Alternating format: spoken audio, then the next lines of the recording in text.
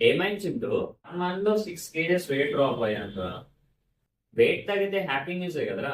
మరి ఎందుకు అలా ఉన్నావు? అంటే వెయిట్ అయితే తగ్గాని కానీ స్ట్రెంత్ అస్సలు ఉండట్లేదు. అట్లీస్ట్ వాటర్ క్యాన్ కూడా లేపడానికి స్ట్రెంత్ సరిపోవట్లేదు. ఓహో, అర్థమైందిలే. ఇక్కడ చింటూ చేసిన మిస్టేక్ ఏంటో చెప్పనా?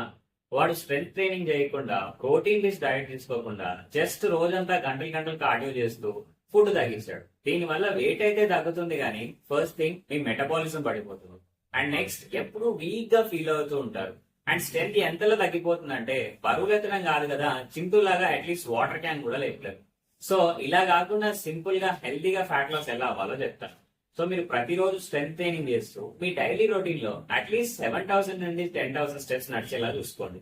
అండ్ ఒక ప్రోటీన్ రిచ్ డైట్ తీసుకుంటూ మీ మెయింటెనెన్స్ క్యాలరీస్ కన్నా తక్కువ క్యాలరీస్ తీసుకుంటే మీరు సింపుల్ గా ఫ్యాట్ లాస్ అవ్వచ్చు. మీ మెయింటెనెన్స్ క్యాలరీస్ చేయాలంటే కింద మీ హైట్, ఏజ్, వెయిట్ కామెంట్ చేయండి. నేను డిఎం చేస్తాను.